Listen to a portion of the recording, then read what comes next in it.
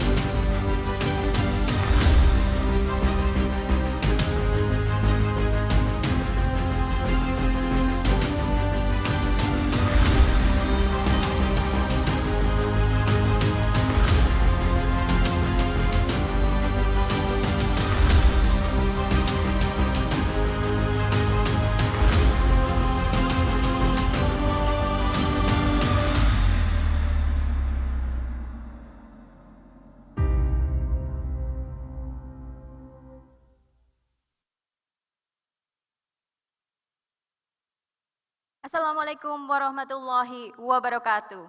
Good evening, ladies and gentlemen. Once again, we would like to welcome you to the awarding night closing ceremony of the 45th anniversary of UNS. My name is Safitri Bonea and my partner, Indra Setiawan. We are from UNS International Office and we're going to be the host of the event tonight. We would like to welcome the rector and also vice rectors of Universitas 11 Maret. Also, good evening to the committee chairperson of the 45th anniversary of Universitas 11 Maret, Professor Joko Suharjanto, and also warm greetings to all of the participants. And Indra, so today we are commemorating Indonesian National Awakening Day as well, right? So in these special occasions, we would like to say, Selamat Hari Kebangkitan Nasional, Bangkit, kita bangsa yang tangguh.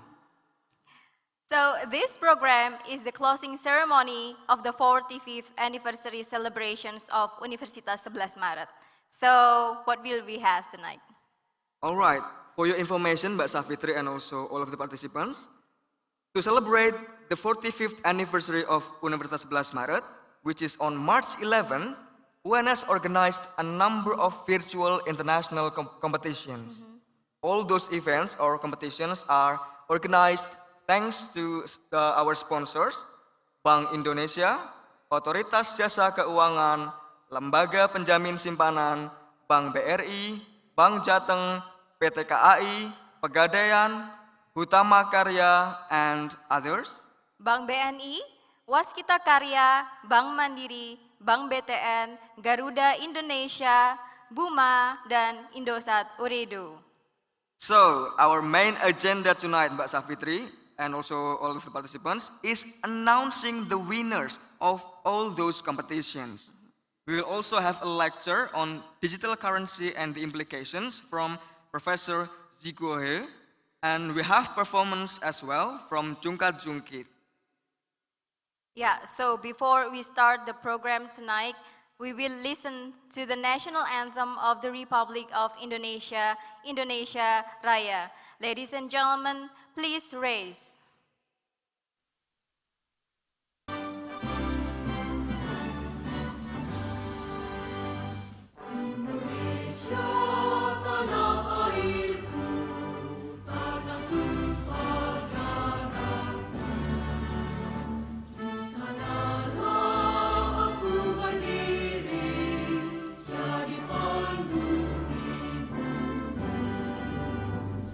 Indonesia,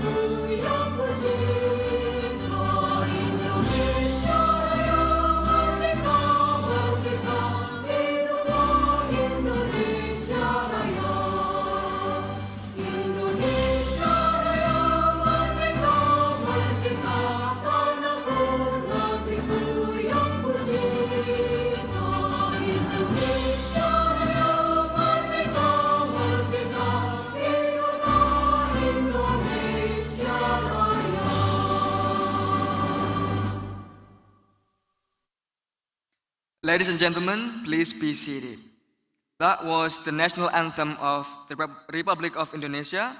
And now, before going to the main sessions of the program tonight, we would like to invite Professor Joko Suharjanto, the committee chairman of the 45th anniversary of Universitas 11 Maret, to deliver his remark. Prof. Joko Suharjanto, the platform is yours.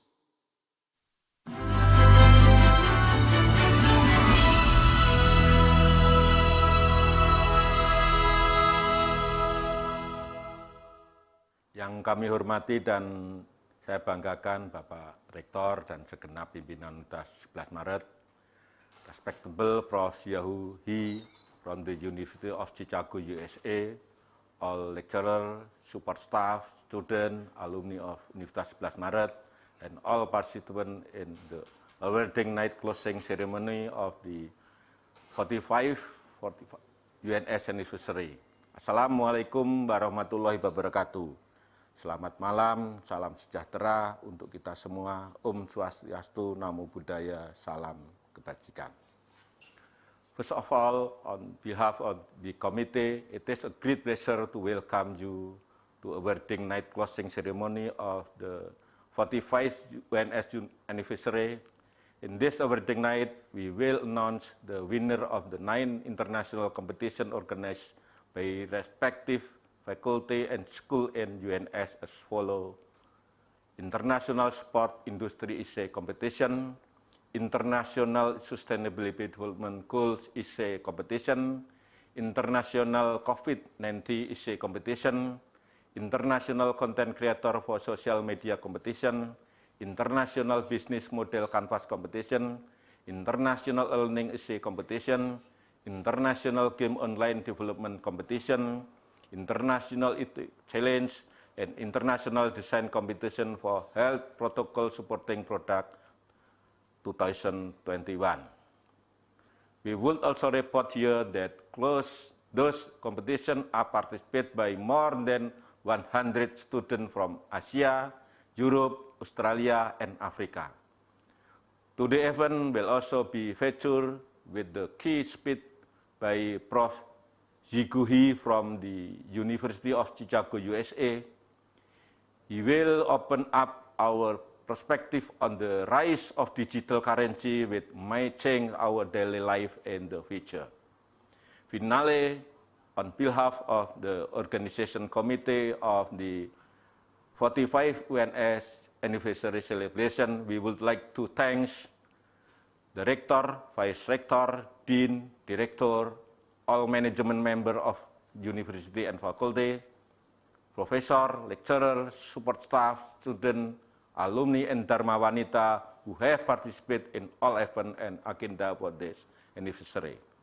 All the sponsor of anniversary, Bank Rakyat Indonesia, Bank Jateng, PT KAI, Garuda Indonesia, PT Pegadian, BNI, Bank Mandiri, BTN, Otoritas Jasa Keuangan, Bank Indonesia, Lembaga Penjamin Simpanan, Utama Karya, Waskito Karya, PT Buma and Indosat Orido. The Rector, Vice Rector, Dean, Director. Hopefully, next year celebration will be more interesting and festive. Thank you. Wassalamualaikum warahmatullahi wabarakatuh.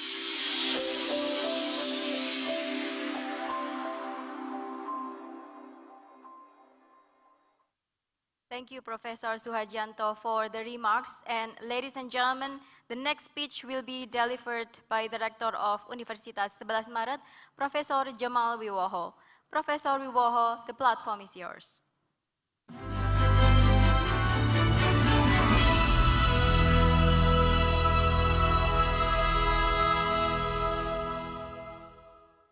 Good morning, Professor Shigawa. He from the University of Chicago, United States of America. Good evening, the big family of Universitas 11 Maret UNS and all participants in the awarding night closing ceremony of the 45 UNS anniversary. Assalamualaikum warahmatullahi wabarakatuh. Salam sejahtera untuk kita semua. Om Swastiastu, Namo Buddhaya, Salam Kebajikan.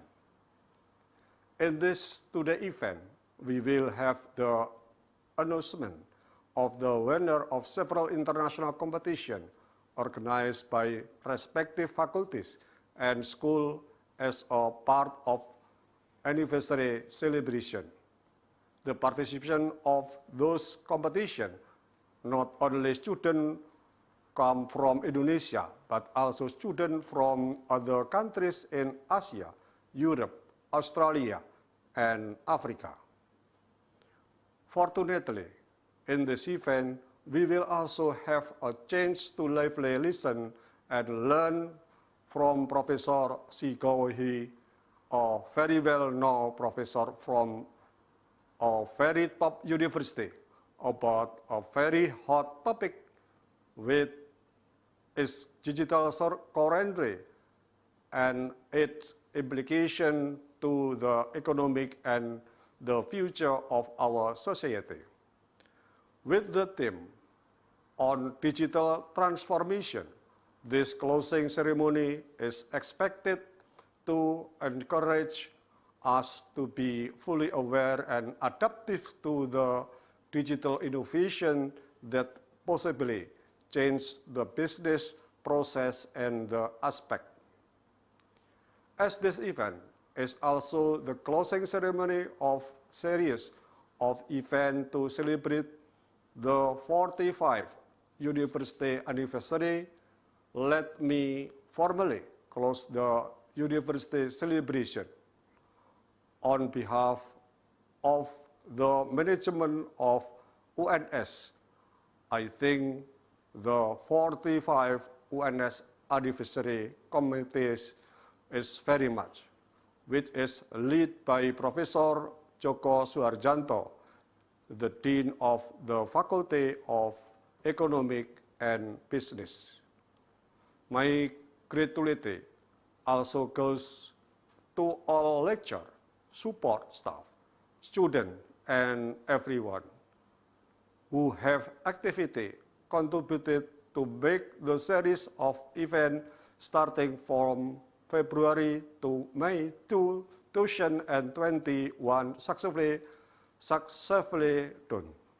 Also, I thank all the sponsor supporting this year anniversary celebration.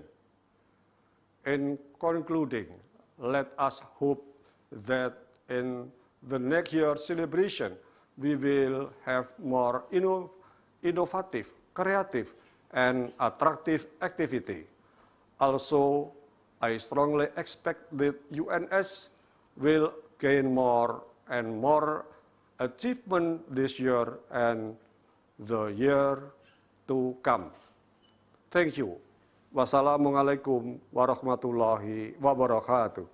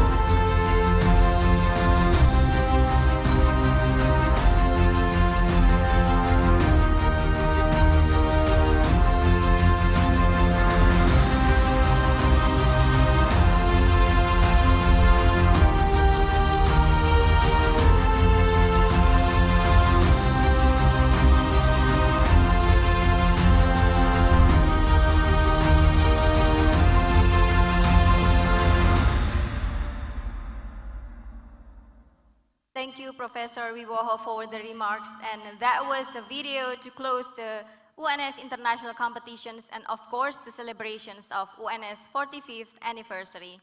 And ladies and gentlemen, now we would like to give the floor to our keynote speaker, Professor Ziguo He, who will deliver a lecture on digital currency and implications, live from Chicago. But before that, before proceeding to the lecture, let me introduce Professor Ziguo He. So Professor Ziguo He is a professor, a finance professor at the University of Chicago Booth School of Business. And he also a special term Alibaba Foundation professor at Tsinghua University School of Economics and Management. All right, so it's time for us to invite Professor Ziguo He, live from Chicago. Good morning.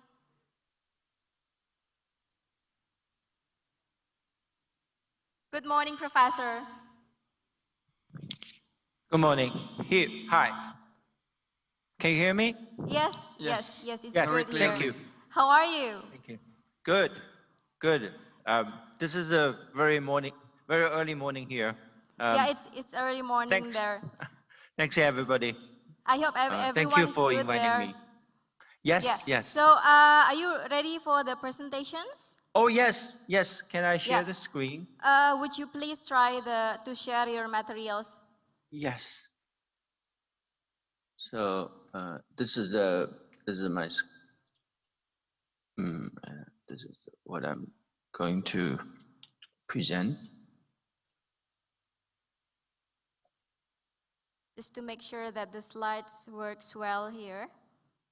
Do you see that? Yeah, it's good. Okay. Yeah. All right. Yeah, yeah. but I would like to say thank you so much for joining us tonight. Sure. My 12 pleasure. hours ahead of Chicago. Yeah, it's okay. Yeah. So now I would It's like to give you international. the platform. Professor Thank you. Ziguo He. Yes.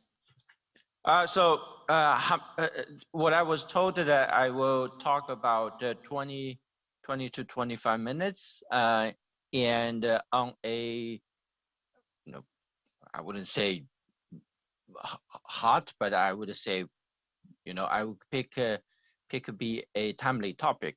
But so first of all, I'm working at I'm a grown up from China, and now I'm working at University of Chicago, and I'm also director of a BFI China, Becker Friedman Institute of China. And as a BFI China, we are always focused on the China and the U.S. Connection to the China research. And then recently, you must hear so much buzzwords and also the exciting news from the China's digital currency. It's part of people sometimes call it China's CBDC, that's central bank digital currency.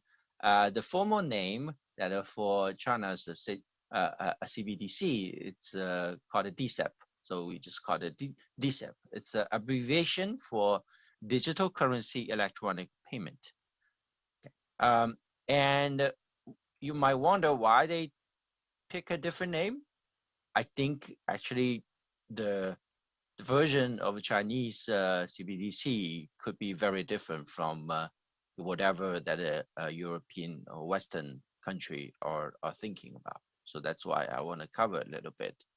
Okay. It's not moving. Why?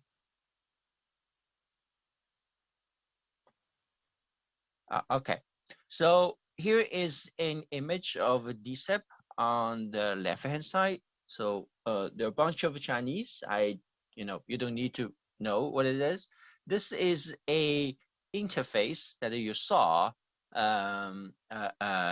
if you have one of the big four banks that are in China. It's the China Construction Bank. What you see really here is here's a name, here's an ID card, ID card number. So this is the basically some number here. And this is the telephone number. You put it here. This is just saying that, okay, you're gonna connect to like link to one of your saving or deposits or debit card at CCB, China Construction Bank. And then here is the agree to certain, your usual thing when you open up the app, that you always have to agree to some agreement so that they might access to your personal information, those things. Okay, so this is what you see when you use it, but at a very high level, it's super important to making sure that what is could be. Okay, and some of them are still evolving, but it is extremely important to see that where they're coming from, right? This is the base is extremely important. Otherwise, it's just no way we will see that where to go, and it's also very hard to adapt to its use. So first of all, it's so-called M0. That's the high-powered money. What does it mean by M0? Think about the cash is the high-powered money. It's a base of the entire so-called monetary system, if you were a little bit familiar with macroeconomics. And now, not only cash is a high-powered money, but also something called reserve is. Reserve is basically whatever that the banks are able to save at the central bank, and then typical commercial banks are able to issue more credit to the society. So it's a really high-powered money, and later on I will touch on a certain concept that it's the M0 to create a huge amount of credit in the society. Okay, and it is backed by sovereign credit. Some of us that were working on it, were kind of debate on the implementation, like how do you implement this direct sovereign credit.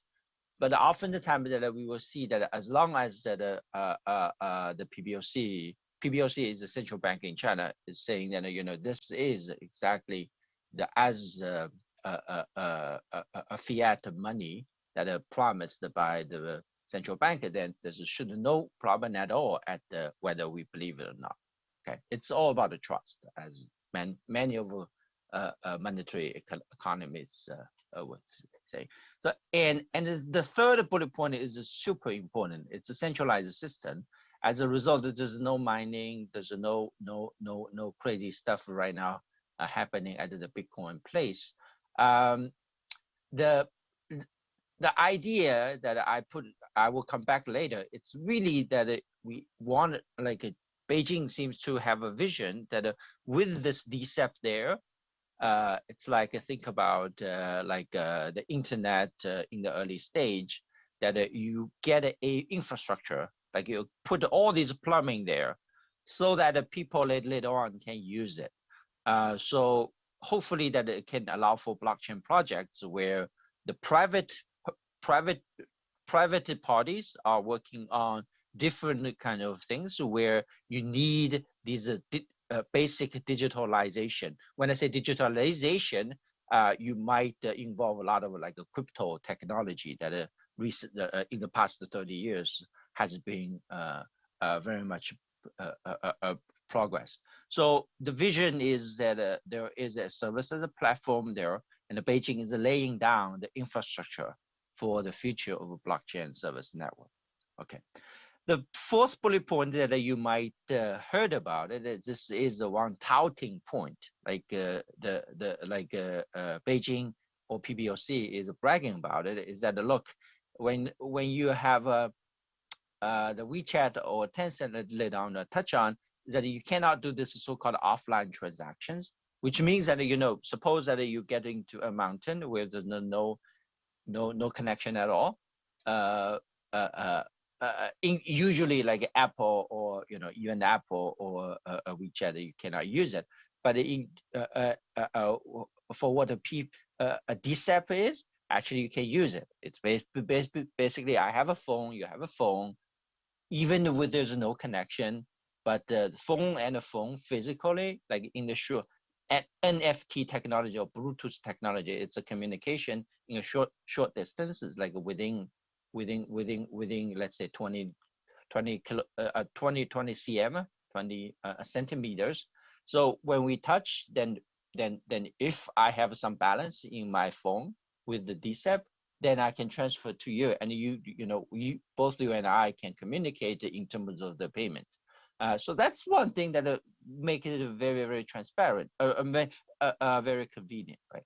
Okay, so this is another more direct view of what you see as the personal users on this CCB, and you can see that this is some number, and here's a wallet number, and this is a CCB, and basically here is you can pay, you can receive, you can scan, you can transfer. It's just very like from this is what you see as an interface, and I would agree with many of the people that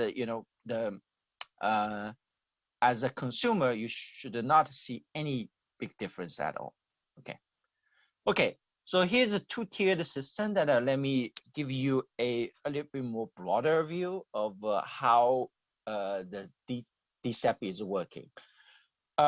Just be clear that the most of the debate about the current design of so-called CBDC is really not much about the interface between the monetary system to the consumer. Maybe later on I will touch on these business providers, maybe, because the business providers, they need to understand what's happening at the back end. At the front end, as a consumer, really you don't need to know these things. But as a designer, right? Designer, I'm thinking about it. Maybe later on, your country is also thinking about how to adapt to this technology, also establish this type of a CBDC. Or some people, right, would like to do business in China and would like to provide these digital access to the DCEP. Then you need to understand what's going on. This is a two-tiered system that I usually you saw in the news, and basically that from a very, very beginning, around 2015, 2016, PBOC, that's the People's Bank of China, that's a central bank in China, in response of a monetary policy, they already decided that they are pretty much wanted to keep the current monetary system as it is. So what does it mean? It's basically, in their mind, it's like, okay, what if I have a record instead of the cash, so that you don't have any trace, but we have a record where it's a digital sequence of numbers, but that's unique, right? It's like a Bitcoin. The Bitcoin is always having a sequence of numbers. It's so unique that everybody can verify this is a valid Bitcoin. It's the same idea at the PBOC, but in terms of the implementation, it's saying that, okay, now we have a number, long sequence of a number, but there's no reason for the PBOC to interact with individuals or companies directly. We're gonna still keep the same two-tiered structure as the modern banking system, where PBOC deal with the intermediaries and the intermediaries deals with individuals. And this is the most safe way, or I do think this is just, that this is a way to go, it has to be, is that to prevent from so-called disintermediation, right? One of the biggest concern was that if that individuals or companies can establish a CBDC, that's the central bank, right? Central bank currency, which from a legal term is basically central bank are owning you some money. if that's the case, then okay, fine. That if the central bank only me some money, then I can basically create an account and circumvent the intermediary part of it. But that's not a good idea, because if nobody is doing banking, then the funding of a banking just shrink, and that's really bad idea. And in fact, there's a very interesting YouTube video that was basically the Beijing's one of the top guy is training training other officials in Beijing, was basically saying that look, the thinking that each individual has an account and directly holding the central bank's liability is like what happened in 1950s in China or 60s, where there's only one big bank, right? And we know that's not a good idea. That the society needs to innovation, society needs to different people competing on different kind of service. So this is basically, again, try to making sure that the economy is moving as it should be. The only difference is that whenever you do, you have these transfer, you will have a database, different ways of database to keeping track of the movement of these sequences of numbers that I was mentioning. Okay, good. So that's the, in terms of the big picture, in terms of the money, monetary system is working. So try to bring in the smallest disruption to the whole economy. A little bit more details will be the structure of so-called one coin, two addresses, and the three centers. So one coin is just that's the guaranteed by PBOC, as I told you. There are two addresses. There's a data centers run by PBOC. So that's the really centralized database. And some of you might, if you know the cryptocurrency part, that it's the main concern there, and the reason why you need to mine all these things fundamentally is try to address the so-called double spending problem, right? Double spending problem, which means that if it's very easy to copy the money, then you basically you can print your own money, which is weird, which is all like something that clearly should not happen.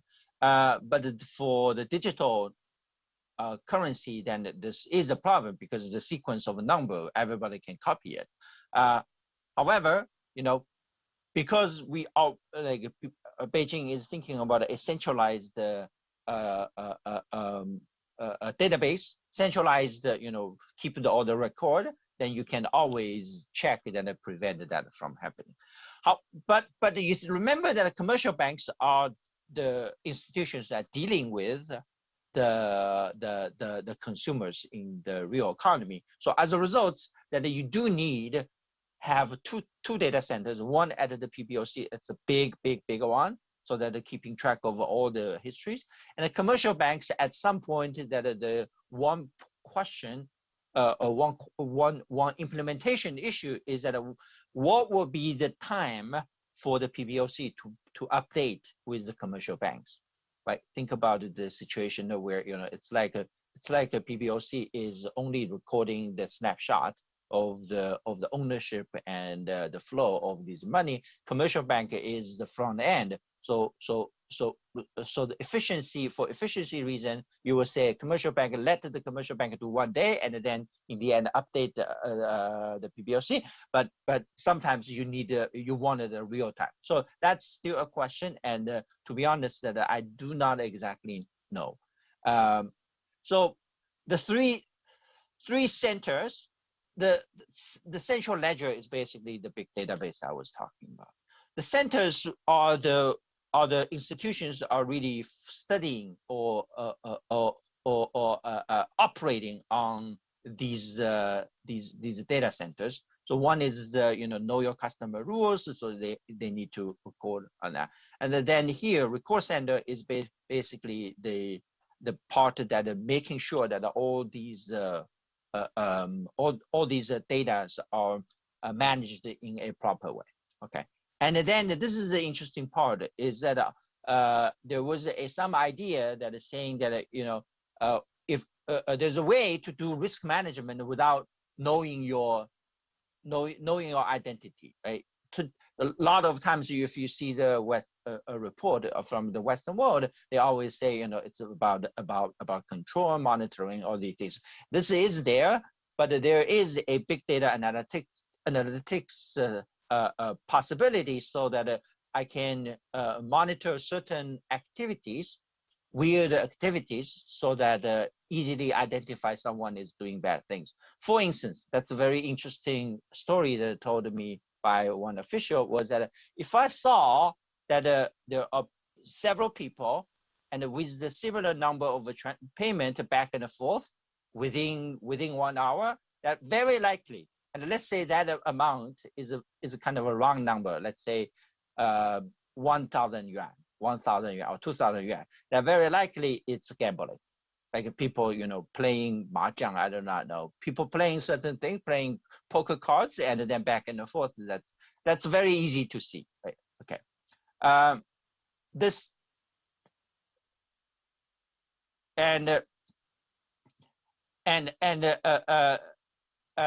this is a part about the privacy issues that I exactly was talking about.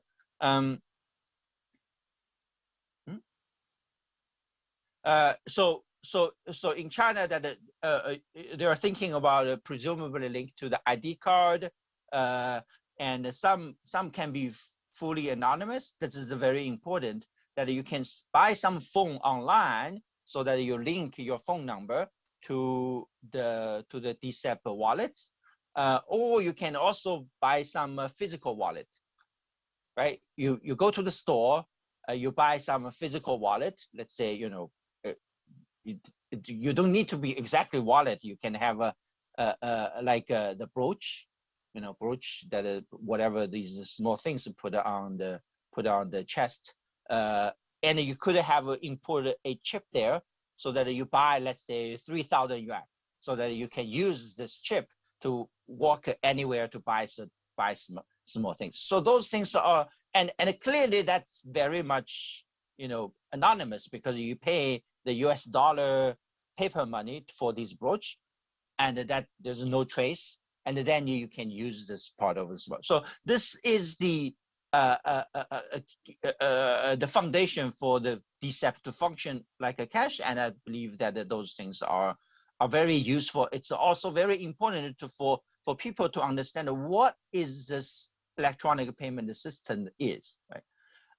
So this is my final slides, and just telling you the impact on the real economy. In the short term, likely to be very, very small. Here are many reasons for that, because at least in the short term, everything that Beijing is rolling out is for the retail use. To be honest, that's very aggressive move from the Western people, but just because China was abolishing the whole idea of the DLT, so-called decentralized ledger technology. That's the backbone behind the Bitcoin. Beijing said that I don't want that, which means that they can do a lot of things on the other side. So they push out to the retail side. The retail side typically requires a much more technology support, because it's a very small, it needs a very quick settlement. So Beijing basically saying, let's do that.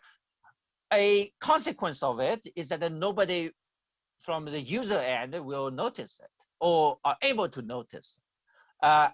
For the economy moving, it will be also very small. If anything, that one benefit is the settlement faster, more efficient, increase the liquidity, at least to reduce the payment or reduce these paper currency. Even though you feel like in China nowadays almost there's no paper currency, but according to some statistical numbers, there's still some, or a lot actually. Just because China is too big, and these coins is very costly, right? Carry through all these things. So that's the benefit. The cost is actually going to reduce the money multiply a little bit. Why? Okay, it's very simple. I was explaining to you that this is the two-tier system, but the the money multiplier really depends on whether there are multiplier between this layer and this layer. Okay, right now multiplier is 1. What does it mean? It means that whatever the cash that the consumer having on the in the commercial bank need to put the exactly same $1 in the central bank. It's called a 100% reserve ratio, which really means that there's no money multiplier. There's no money multiplier. For other parts of the paper currency, traditional monetary system, there's a the reserve requirement ratio is 12.5. That means that at the most, one high-powered money can generate $8 grand of credit at the most in the economy. And if you pay attention to the Chinese economic growth, that the people more and more emphasize the fact that China using based on M2 the credit to stimulate the economy. So that part is clearly one thing that Beijing need to pay attention to. It's going to be small. Why I say small is that the amount of the DCEP seems to be small. So you think about the shrinkage of that part. Right now the multiplier is about 2 or 3 to 4. So that shrink is the minimum that you can have a shrink. People might ask that what's the difference, Alipay and the Tenpay, how do they get hurt? It may hurt Alipay, Tenpay, but it's not clear that much, just because it's just Alipay can also operate the DCEP, right? DCEP is one layer deeper than Alipay. It's initially Alipay using the bank deposits as a payment, and now you're using DCEP. So it's Alipay still is just a third-party operator. So a customer will feel the same. Alipay use DCEP, then that's the same. Okay, no effect on the real economy for the Alipay's transition. The reason is because since early 2019, Alipay and the Tenpay already adopted 100% reserve ratio. So for them, it's almost just literally identical. The only thing difference is that now that whatever your payment data, Ali will not have it, or Tencent will not have it. That is the real issue that I didn't put it here, but I hope that once I talk about the details of DCEP, you will immediately see that. But hopefully, in the medium term, foster blockchain innovation. Whenever I say blockchain, I mean like a non-cryptocurrency blockchain, which I have, as an economist, I have a high hope on the future of blockchain innovation. There's a lot of deep, interesting parts of the blockchain that, the cryptocurrency, besides the cryptocurrency where you just, record the things. Blockchain is one way to do the future business. And in the long term, that I think some of the leading economists that I work with, we all agree it's basically an ecosystem of the electronic yuan. Okay, and that, think about it, that will be the future China's financial market infrastructure, where you do all these payments and settlement on that infrastructure, and it could be interoperable to some other parts, other central bank or the blockchain technology. That is, it's a long-term goal. It's not unreachable, and it is also that given the China's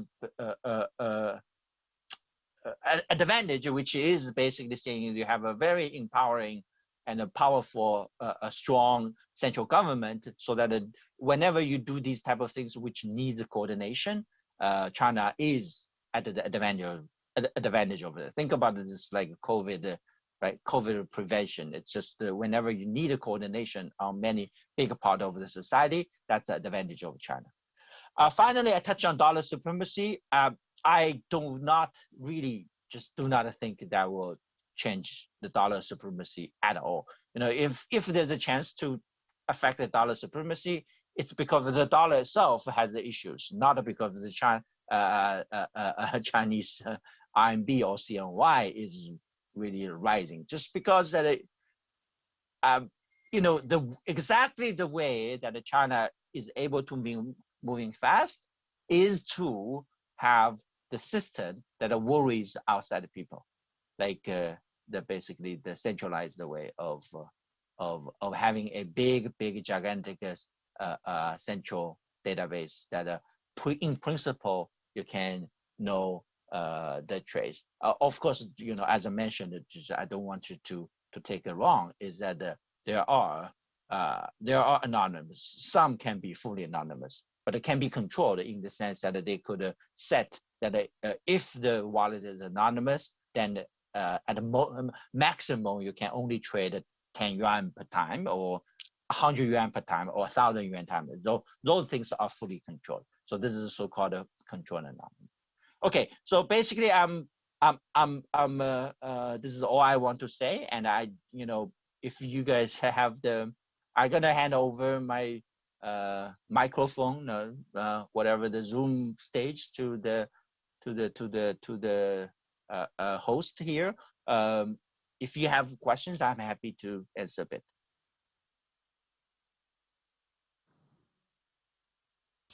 Thank you very much, Professor Zhuge, for the presentation. Thank you, Professor. It was so Thank you. insightful and also enlightening for us. It's really valuable information and knowledge for us, so Indonesia can adapt maybe in the future, especially in UNS, we can probably develop some systems like that. Yeah, because it's now trends. Yeah, and And for your information, there is no question and answer session for Professor Zhuge's presentation. So yeah, once you. again, thank Yeah. you so much for joining us miles Thanks. away from Chicago. Have your breakfast and have a nice day. Thanks a lot. Thanks for invitation. Bye-bye. Thank you. Bye. all right, Mbak Savitri. So what do we have next after this? So Indra, before proceeding to the main agenda, we will have a quiz for the participants tonight. Wow, what quiz is that? So it's very simple. Basically, all participants can join this quiz by writing comment about the 45th Dies Natalis UNS. By writing this in the comment box in the YouTube, their comment about 45th Dies Natalis UNS, dash your name, dash your Instagram username in the YouTube comment box, or Zoom, of course, yeah. And the 5 persons will be randomly selected by the committee. Yeah, and this one is sponsored by Bank BRI. So the 5 winners will get 250,000 rupiah for each winner on a new Bank BRI account. And the winners will be announced later at the end of the program tonight. Yeah, so I will run No. to the Stay with me backstage, here. taking my phone and sending my comments after this. So I guess it's now time for the main agenda, Indra. We will announce the winners of international competitions. So what is it about? All right, Mbak Savitri. We have 9 international competitions. As it is international, the participants are from all over Indonesia and also from overseas. Sure. Yeah, and for this session, we will only announce 4 first. Yeah, 4 competition first. Those are Sport Industry Essay Competition, Sustainable Development Goals Essay Competition, COVID-19 Essay Competition, and Content Creator for Social Media Competition. So, are you ready for the announcement?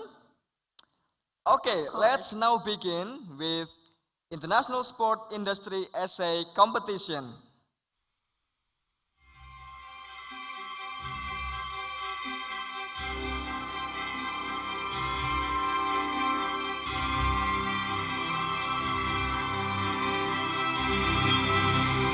Best Presenter Award is awarded to Andri Asrul Setiawan from Universitas 11 Maret.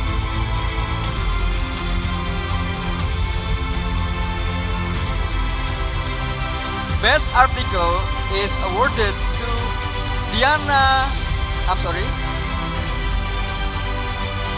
to Diana Fitri Milenia from Universitas Negeri Yogyakarta.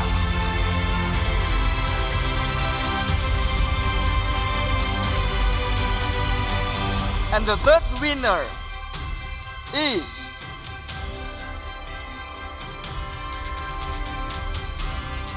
Rumi Iqbal Dowes from Universitas Pendidikan Sultan Idris, Malaysia.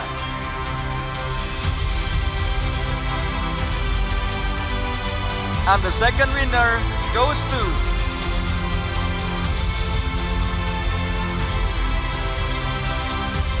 Andri Asrul Setiawan from Universitas 11 Maret.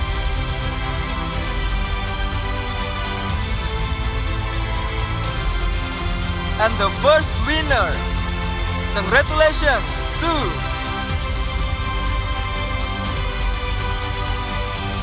Nur Wahid Riksal Firdaus from Universitas Negeri Surabaya. Now we move to the second competition, International Sustainable Development Goals Essay Competition.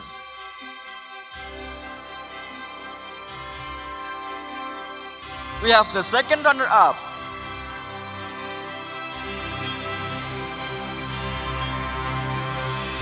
Bella Dwi Lestari from Universitas Lampung.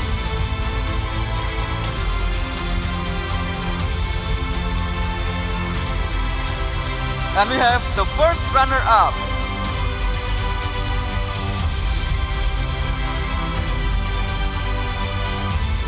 Marifatul Khoiria from Universitas 11 Maret.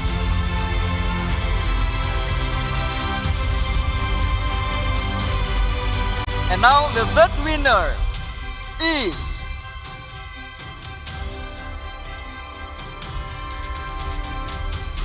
Jason Kadagas Pasal from National Yang Ming Chiao Tung University.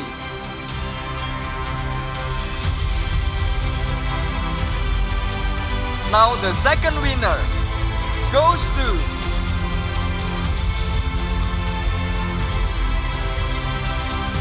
Rizal Irfan Amin from Universitas 11 Maret.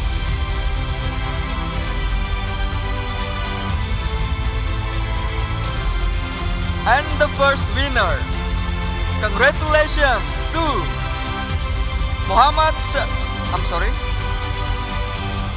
Saiful Suhri from Universitas 11 Maret.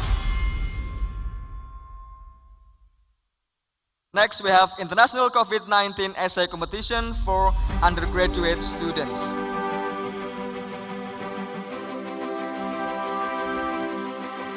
The third runner-up is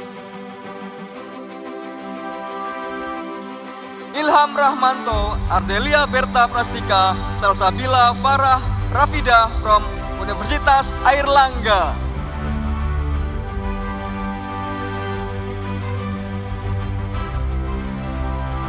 And the second runner-up is given to Hafida Salsabila, Hasna Fatin Hanifah, and Muzakia Laitulatul Karima from Universitas 11 Maret.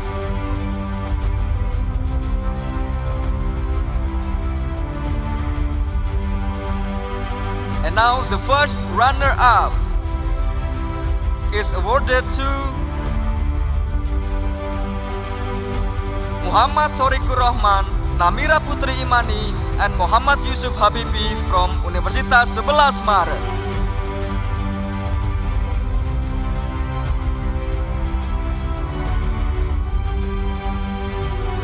And the third winner is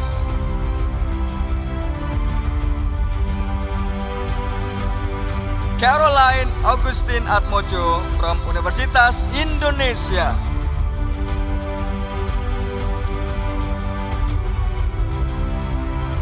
And the second winner goes to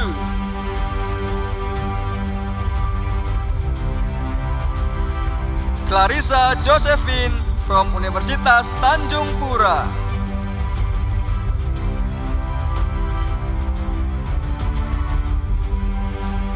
And finally the first winner. Congratulations to Iza Aulia Rahman, and Abdul Mujib Sulaiman Wahid from Universitas Brawijaya. Next, we have International COVID-19 Essay Competition for graduate students. We have the third runner-up.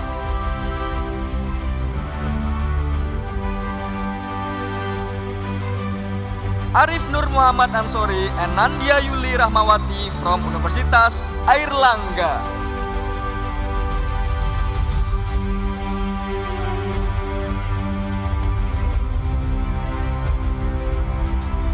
Now we have the second runner-up.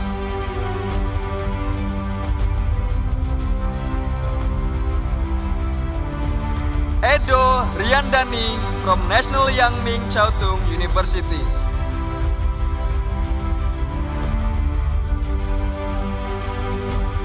And the first runner-up goes to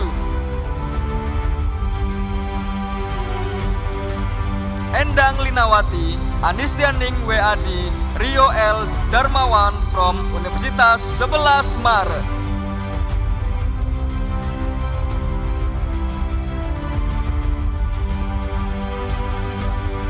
And the third winner is Rizka Ayu Setiani from Universitas 11 Maret.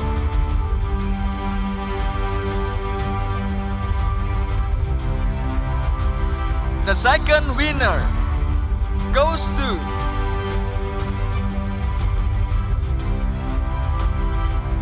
Nabila Erina Erwan from Universitas Brawijaya.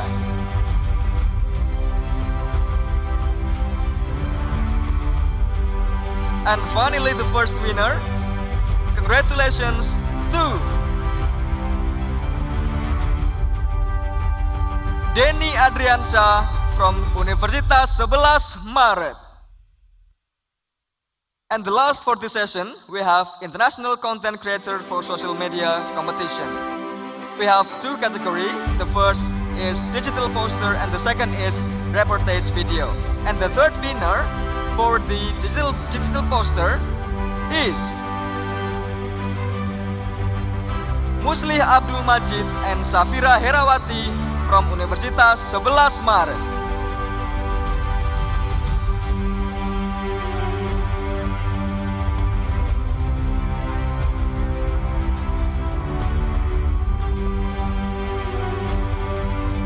The second winner of the best digital poster goes to Andika Salman Albani from Universitas 11 Maret.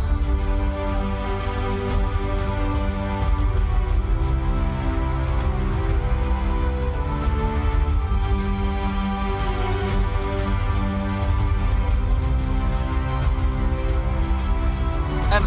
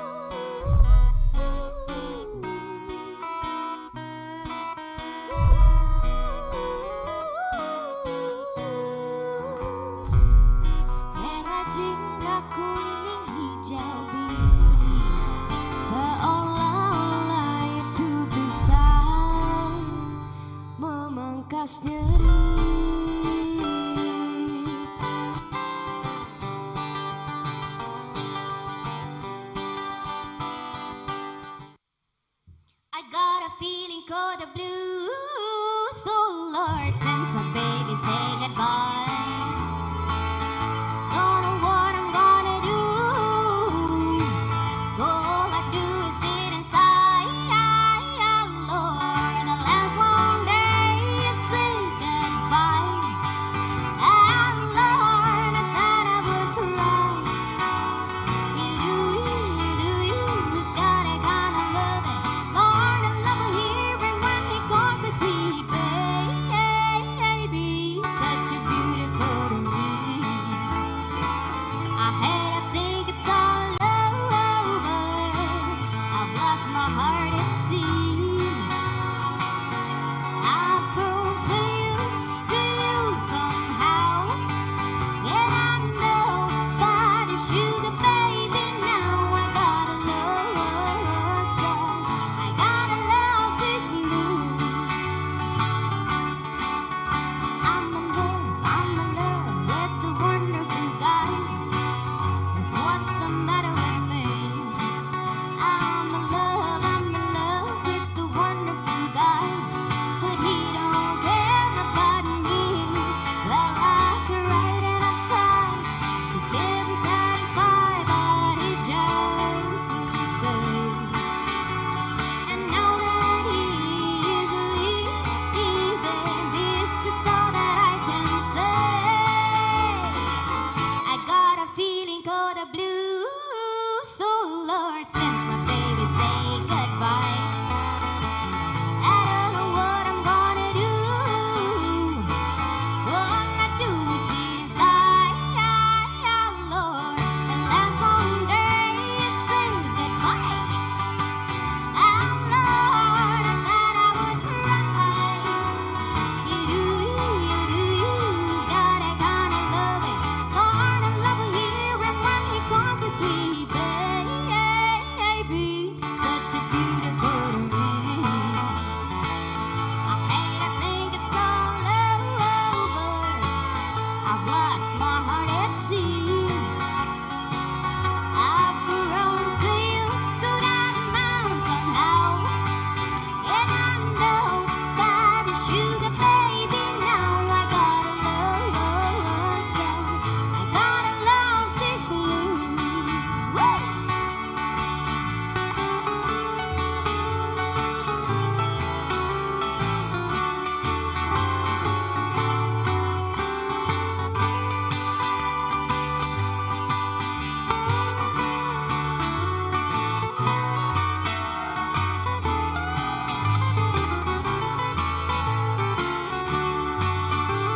Woo! I've grown so used to that man somehow. And I know that a sugar baby now I gotta love so I gotta love sick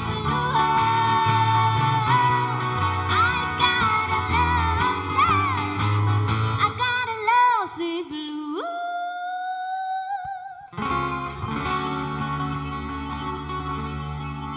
Yay! Thank you, guys. Hello.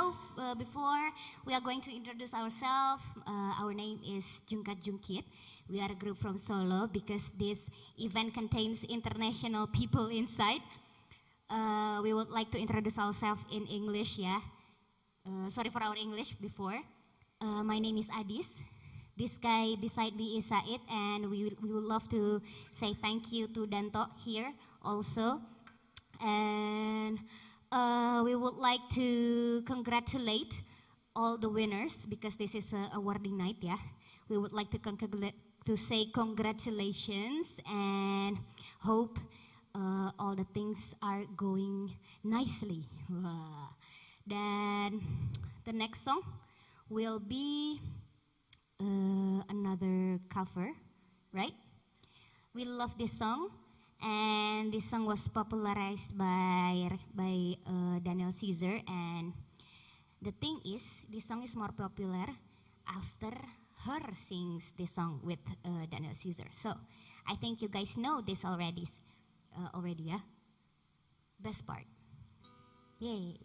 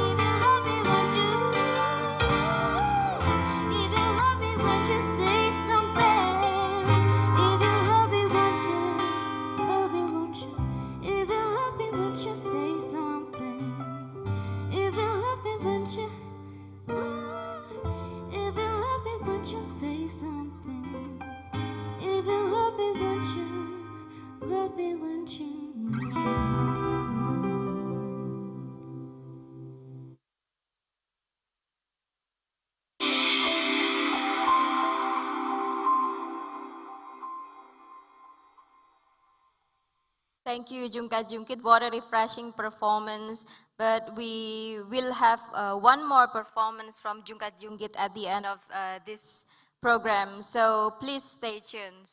And Indra, before announcing the next competition winner, Yes. we want to remind you all to participate on the quiz by simply type your comment, name, and Instagram account on YouTube or Zoom chat box. And win Uh-huh.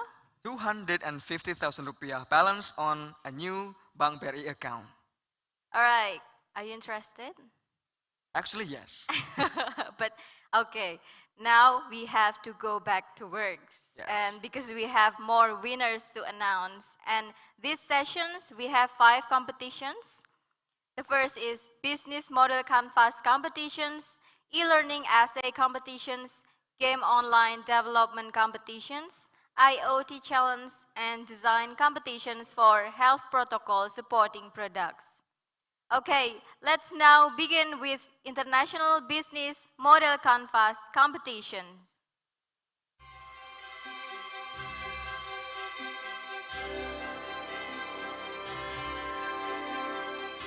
The 5th winner is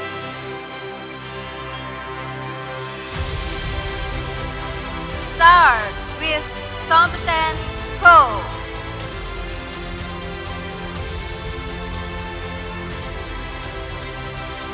The 4th winner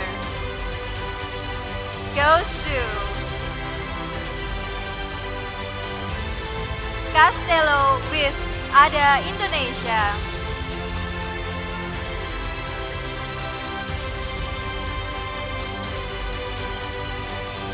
And the 3rd winner is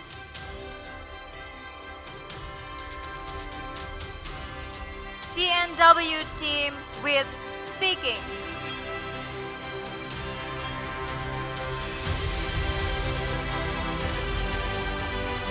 Second winner goes to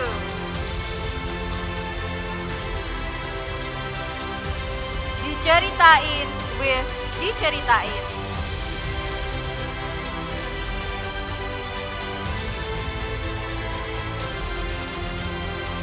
And the first winner goes to Pale Pale with small e. We move to the second competition, International E-Learning Essay Competition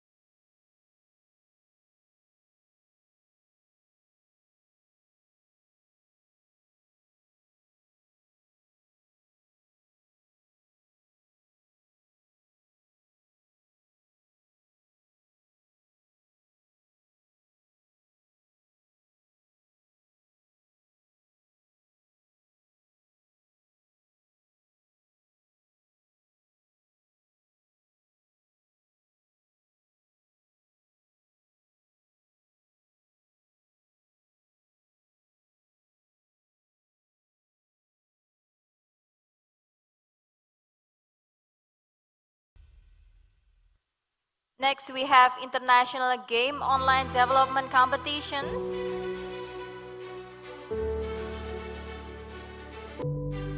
And for the best graphic animations is awarded to Siren Saber Musa from Cairo University.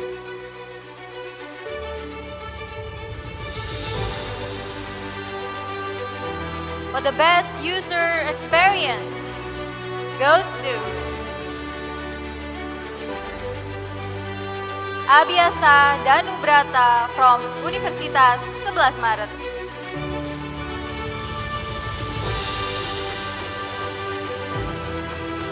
And for the best gameplay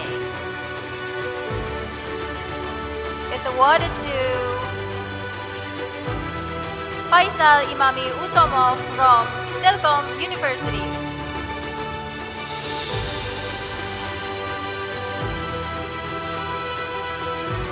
And for the best story design goes to Muhammad Taufik Shidik from Telkom University.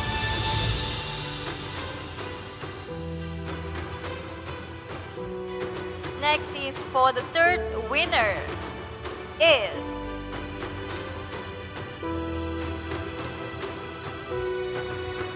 Amin Hani from Universitas Erlangga.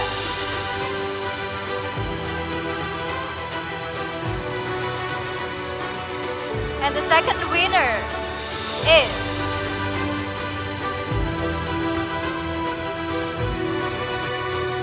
Ahmad Sucipto from Universitas 11 Maret.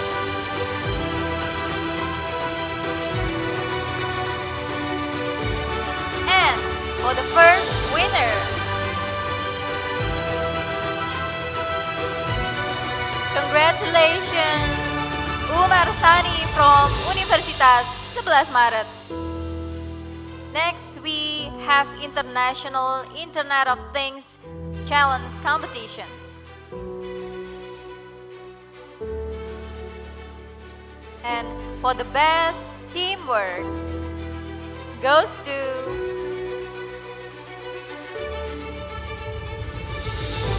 RB from Universitas Erlangga.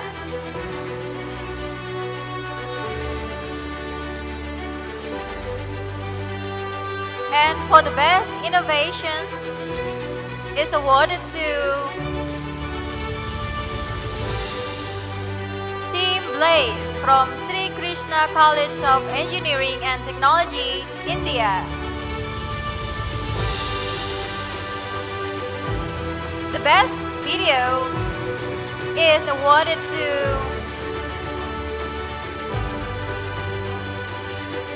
Aktif UNS from Universitas 11 Maret.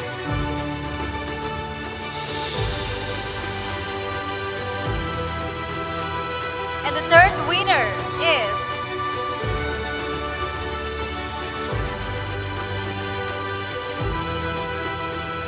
INOG team from Institut Teknologi 10 November.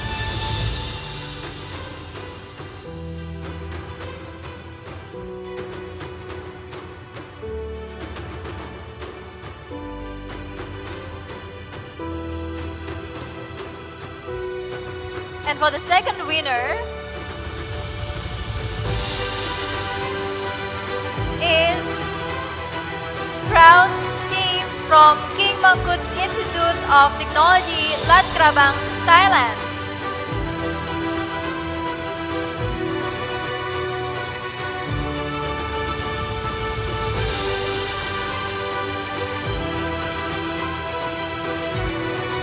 And for the first winner,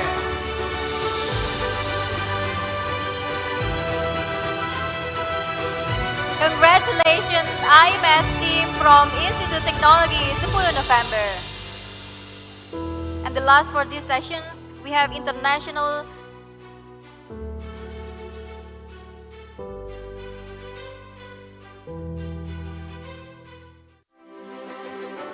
and the last for these sessions, we have international design competitions for health protocol supporting products. The third honorary mention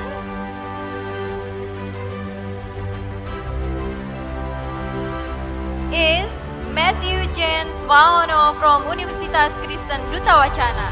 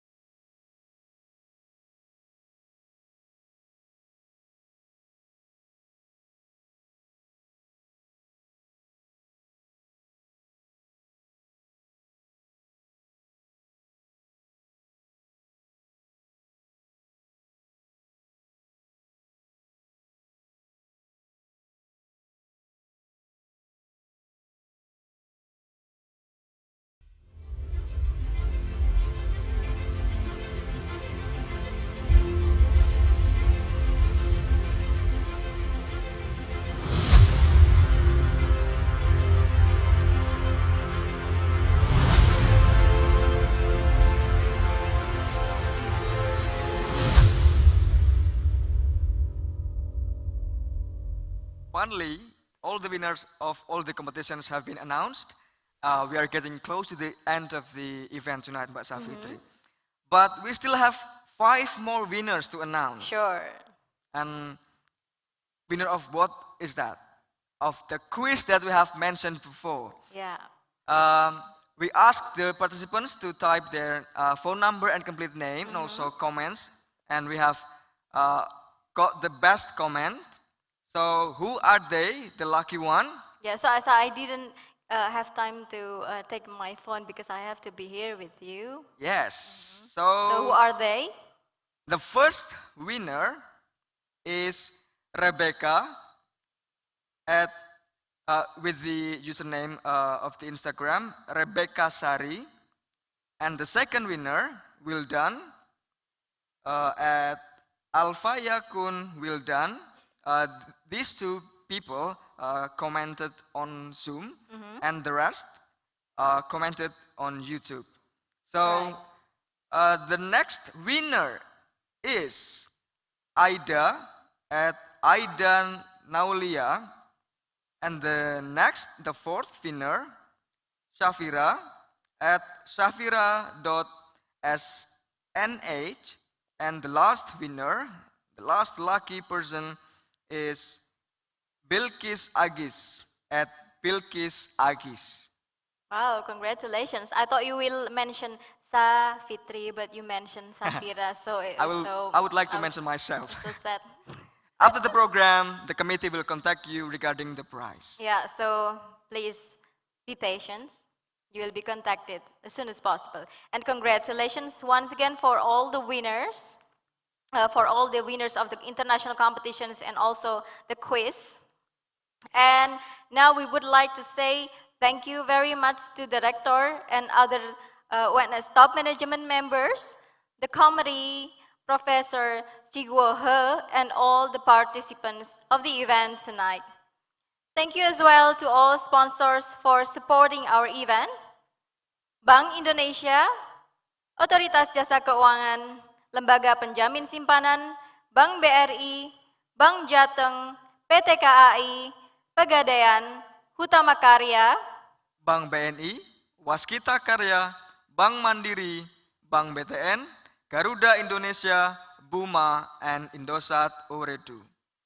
That's the end of the event tonight, Mbak Savitri. But we still have one performance from Jungkat Jungkit to close the event.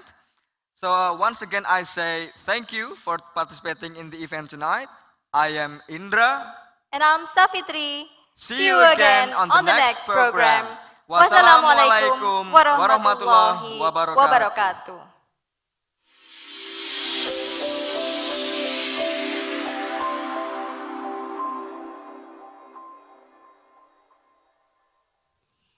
And so this will be our last song, this song called There Is You in the Rain. But before, we would like to thank you guys for having us juga jungkit in this awarding night. And congratulations for the 45th 11 Maret University Disnatalis. And congratulations also for all the winners in international competition. And see you guys next event. See you guys next time. See you guys next performance. And we are wishing you well in everything. So this is There Is You in the Rain.